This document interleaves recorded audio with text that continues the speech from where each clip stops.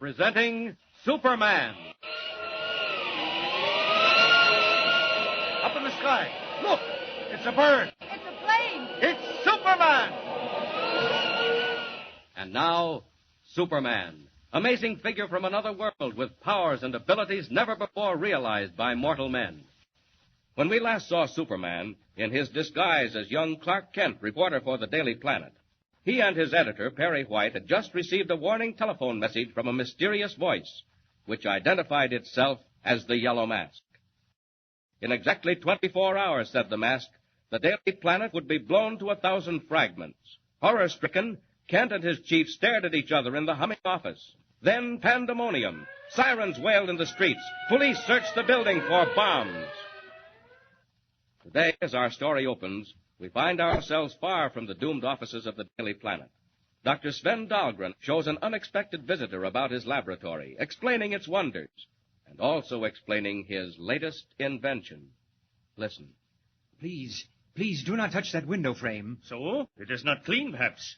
It looks clean. Oh, yes, quite clean, but it is wired. It carries a powerful electric charge. Most interesting. Are you also experimenting in electricity, Dr. Dahlgren? You have come to see my latest discovery, have you not, Professor Schmidt? Indeed. And so have others. You're not the first. Others would not only like to see it, but gain possession of it. No, I cannot believe it. Oh, it's quite true, I assure you. For weeks past, ever since word got out of what I was doing, I've been annoyed, even threatened. Threatened, Dr. Dahlgren? By whom? I don't know. Queer voices over the telephone, mysterious visitors in the dead of night. Yes, that is why I had the laboratory wired. But what do they want? They want my invention. They realize that whoever owns it controls a practically unlimited power. Unlimited power? Is that true? Certainly, Professor Schmidt. Unlimited power for destruction. Which is why I'm determined to keep the discovery a closely guarded secret. In the world today, my friend, there is destruction enough. Men are at one another's throats like dogs gone mad. No, I will never be a party to war and bloodshed. But come, I waste time. Into this room. Professor, don't brush against the metalwork. There it is, on the table, Professor. That is the machine. So small. My latest development. Small, light, compact, but deadly. Now then, please stand exactly where you are. Watch closely what happens to that glass on the edge of the table. Watch. It's amazing. The glass was shattered. Now, watch that small steel ball. Why, it's gone. Vanished. Blown into atomic dust. Then it's true. I didn't believe, but it's true. Certainly it's true. Based on the power of atomic force. Everything in the universe has a certain vibration point, Professor Schmidt. My machine focuses a beam of vibrating infragamma rays wherever I choose to direct it. And then? Any object in the path of the beam begins to vibrate. At a certain point, depending on the object, atomic force is overcome, and the object simply disappears, explodes, if you like, into nothing. Doctor, you say any object? Any object whatsoever, at distances up to a mile. Unbelievable, my dear doctor. Let me be the first to congratulate you. Thank you. You have done me a great service, Doctor. You have placed in my hands an instrument of destruction that will at last give me what I have been seeking. Absolute control of the world and every living thing in it. What? What do you mean? You have been horribly misled, Dr. Dahlgren. I am not Professor Schmidt of Hawthorne University. Mere men who work under me know me by quite another name. I am destined to become supreme ruler of the universe, and with this deadly machine. Get out of my laboratory! Get out before I... You won't do anything, Doctor. Not if you value your life. This gun I hold in my hand is fully loaded. Take care. You're mad, utterly mad. How far do you think you'll get with that machine? The police will... Beyond the reach of the police, I assure you. I have laid my plans with great care, Doctor. First, I shall destroy the building which houses one of your great newspapers, because a reporter on that paper foiled my plans in the West and succeeded in jailing 2 of my men. When that is done, I will go about the task of creating for myself the position I rightfully deserve. Emperor of the world. And now I must go. Put that machine down. Put it down, I tell you. Michael, stop him! No. No living thing can stop me now. Goodbye, Doctor. Don't let him get away! Michael! Doctor, what's happened? Catch him, Michael, catch him! Doctor, what's the matter? You're pale. He got away with the atomic beam, Michael. You know what this means? That lunatic, he has in his hands the power of life and death. He is a walking symbol of death. Where is Clark Kent? The minute he gets back, send him in. Here I am, Mr. White. Oh, Kent, where have you been? Down in the cellar helping the police. Turn up anything? Any sign of a bomb? Not a thing, Mr. White. We combed the building from top to bottom. Anything turn up here? Not so far. What's the time? It's 4 o'clock. If that fellow really meant business, we've only got about 2 hours to go. Call in your office, Mr. White. Oh, thanks, Lois. Oh, by the way, Kent, I don't think you know Miss Lane. Lois, this is Clark Kent. Oh, how do you do? You wait here till I get back, Kent. I won't be a minute. Well, the boy wonder, huh? Why, Miss Lane, what do you mean? They told me you talked yourself into a job, went out west, and came back with the biggest story of the month, all in less than a week. Well, I guess I was pretty lucky. I'll say you were lucky. Now you're the white-haired boy, eh? I'm afraid I don't quite understand. Got the old man hypnotized. He thinks you're Horace Greeley. I'm afraid I don't... Oh, don't act so dumb. All this nonsense about a time bomb in the cellar. What's the big idea? Miss Lane, I only wish I knew. You mean to tell me you didn't make it up out of your head? I certainly did not. I don't believe it. Well, now what's the matter? Listen. Don't you hear something? Oh, I hear the presses in the basement. No, outside. Pardon me a minute. Come to the window. Now. Don't you hear anything? What do you think you hear? A plane. There's a plane out there flying low. Well, I'll be... Now, look, Mr. Kent, this is a big town. You'll find quite a few planes flying around here all day and all night. If it bothers you, you better go back to the farm. No, really, I Yes, mean it. really, I mean it, too. Tell the old man about your big discovery. Here he comes now. Well, anything new? Yes, you're a star reporter. Heard a plane. It was flying pretty low, Mr. White. Well, what of it? Oh, I got a job for you, Lois. Yeah, good job. No. Go out and interview a scientist. Human interest stuff. Who is he and where? Dr. Sven Dahlgren. Got his own laboratory out on Haven Avenue.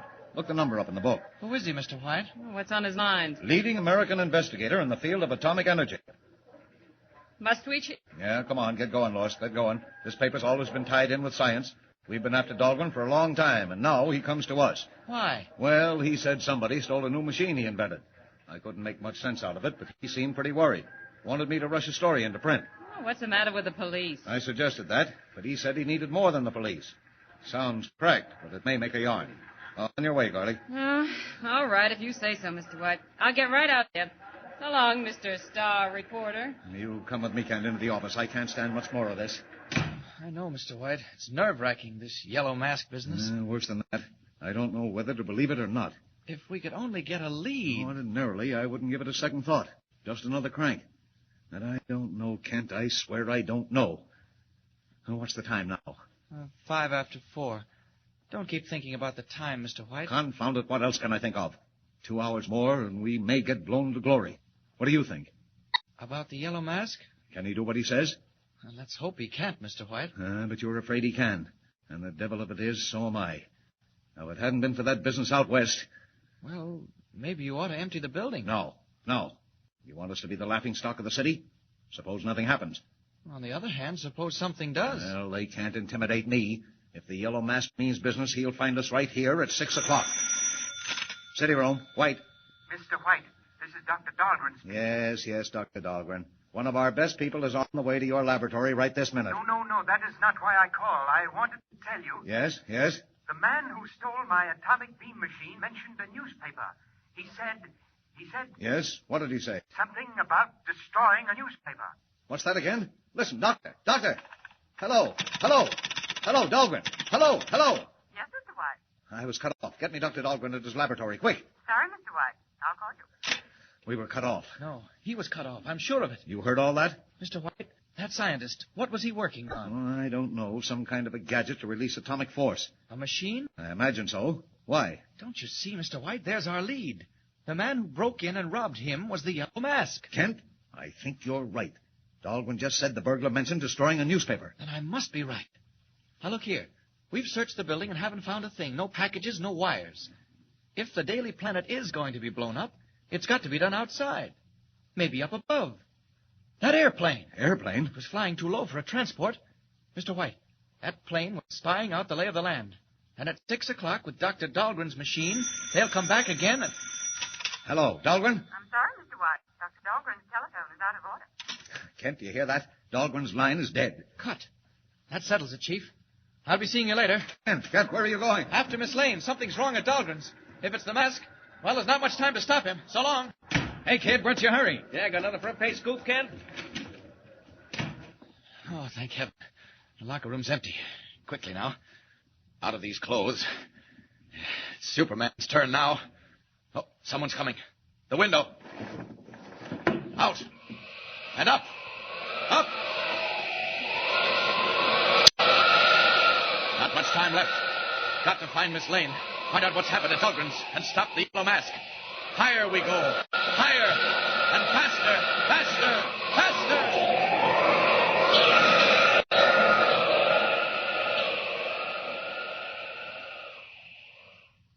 Deadly peril hangs over the offices of the Daily Planet. Already the Yellow Mask is in possession of a mighty and terrible weapon. Time is growing short. But Superman is on the way. Powerful form streaking through the night sky, red cape whistling in the wind. Can he arrive in time? And what new unforeseen danger is already creeping in on the laboratory of Dr. Dahlgren, with Lois Lane about to enter, all unknowing? Tune in next time and follow the story. Remember, be with us again for the next startling transcribed installment of Superman. Up in the sky. Look! It's a bird. It's a plane. It's Superman!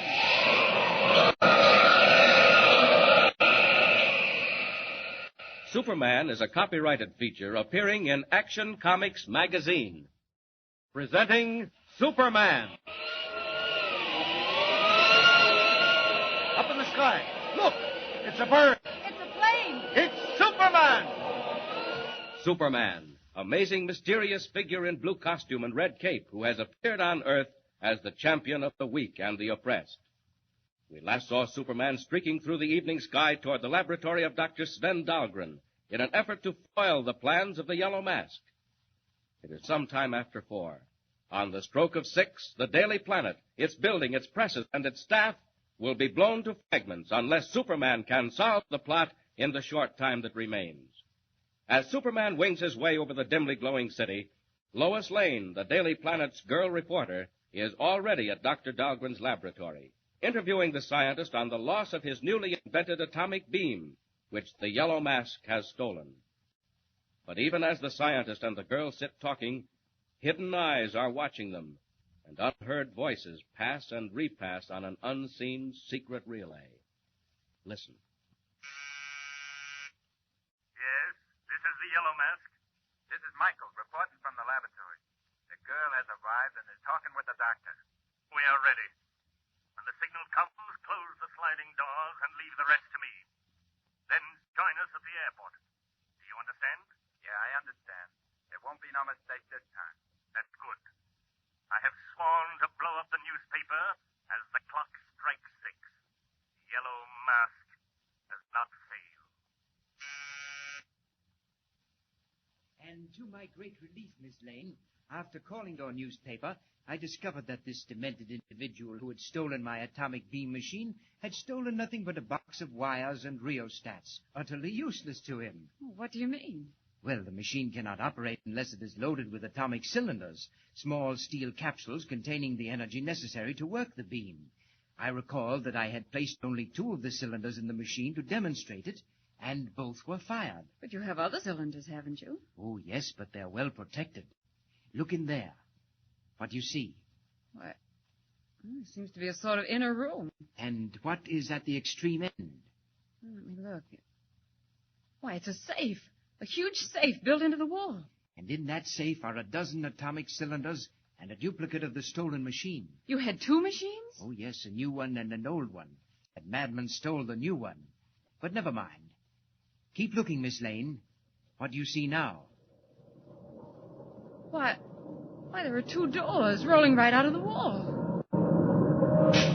Exactly.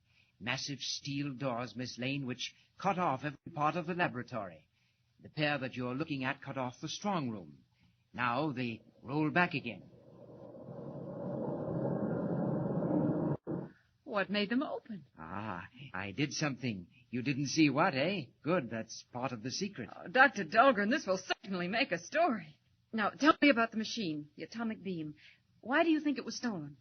Miss Lane, if I were a man gone mad with lust for power, determined to dominate the entire world, I could ask for no greater weapon than the Dahlgren atomic beam. Good heavens, do you really mean that? I do. That is why my secret will never be published unless I am assured the atomic beam can be used to benefit humanity and not destroy it. Can you tell me how the machine works, Dr. Dahlgren?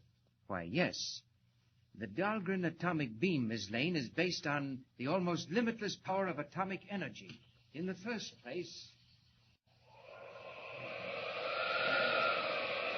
Ought to be getting there now. Deserted part of town, all right. Oh, I think I see a car. That's it. Lois's car, parked at the curb. I'll drop down on the roof, slip downstairs, and enter Dahlgren's house as Clark Kent, reporter. Down! Down! Now then, down below. Wait a minute. What's that? Coming through the wall. Nobody else could hear it, but I can. It's a voice. A voice traveling on a radio relay. Yes, this is the Yellow Mask. What now? This is Michael, reporting from the laboratory. No change. We are almost ready. Remember, when I give the signal, close the doors. No more now. The Yellow Mask. Somewhere near here. And Michael. Who's Michael? And if I have any luck, I may find out from Dahlgren.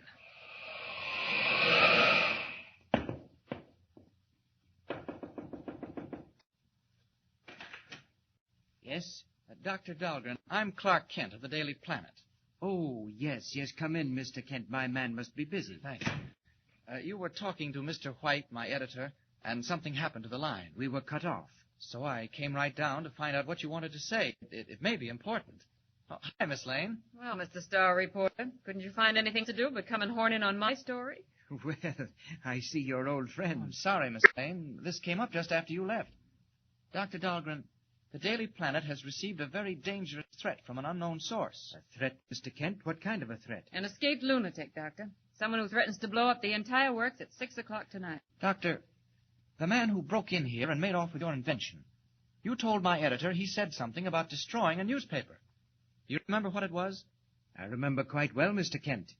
He had picked up the machine, my new model of the atomic beam, and as he held me under his gun, he said, "First, I shall destroy the building which houses one of your great newspapers." Dr. Dahlgren, did he mean the planet? Well, my dear Miss Lane, I haven't any idea which... Tell me, Doctor, could he make good that threat against the newspaper?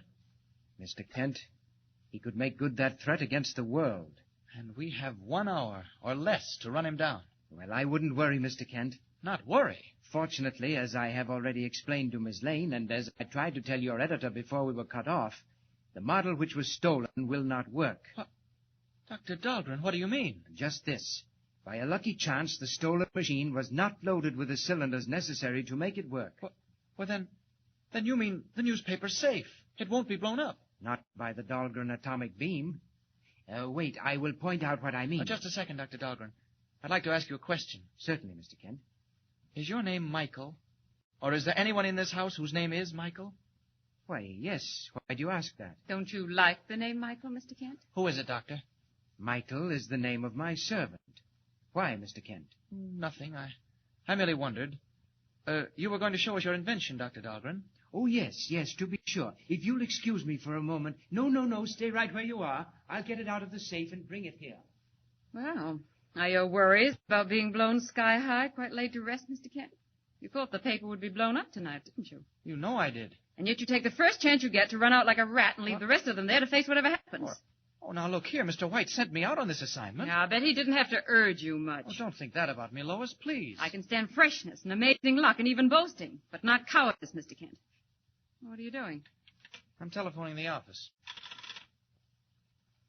Hello, operator. Operator! Have you forgotten the phone's out of order? Thought they might have fixed it. They haven't. Well? That wire. It goes through a conduit into the next room, and it's slack, loose. It comes away in my hand. Look. What? Lois, that wire was cut off clean by someone in this house while Dr. Dahlgren was talking to Mr. White. By someone who didn't want Dahlgren to reveal any information. Well, don't stand there like that. What do you think it means? It means the thief knows that model won't work. He's found it out. Oh, where is Dr. Dahlgren? What's taking him so long? Oh, Kent, the doors! The doors! What doors? What are they doing? The doors, they lead into the other rooms, and Dr. Dahlgren's inside. Love it. Maybe he did it himself. Dr. Dahlgren, are you all right? Dr. Dahlgren! What are you doing? Let go of me. Get away from that safe, Michael. Michael! Oh, Kent, someone's in there with him. Something's wrong. Oh, Kent, do something. Don't just stand there. Well, I can't. There's nothing I can do. Look out! Look out!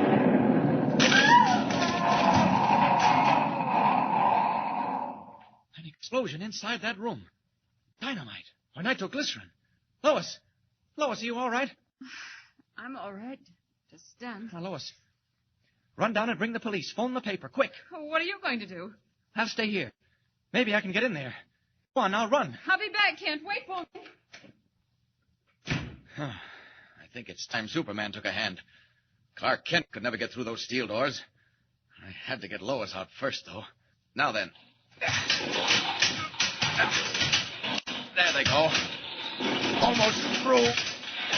They're springing out at the sides. I'll just grab hold of the edges and pull them out of the walls. Now. Dr. Dahlgren. He's unconscious. And when he comes to, he'll see Clark Kent. Kent, is that you? The safe. Look at the safe and the wall. They blew the safe and got out through a hole in the wall. Dr. Dahlgren, who was it? Could you see? I don't know. When I came in, they threw a cloth over my head. Kent, look. They came back. They found the machine wouldn't work. The cylinders were in the safe. Doctor, the safe. It's empty. Quite empty, gentlemen. The Dahlgren atomic beam will now be put to work. That voice. Who is it? Where is it coming from? It's a dictaphone outlet. Somewhere in the wall. I'll track it down. Save yourself the trouble, Mr. Kent. We are leaving immediately. It's 5:30. You will remember what happens at 6. The yellow mask does not break his word. Half an hour to go. 30 flying minutes while mysterious planes drone high in the air over the office of the newspaper. Can Clark Kent or Superman find the yellow mask, recover the Dahlgren invention, save the Daily Planet? And meanwhile, what of Lois Lane? Tune in the next installment and follow the story. Remember, be with us again for the next thrilling transcribed installment of Superman. Up in the sky, look! It's a bird. It's a plane. It's Superman. Superman is a copyrighted feature appearing in Action Comics magazine.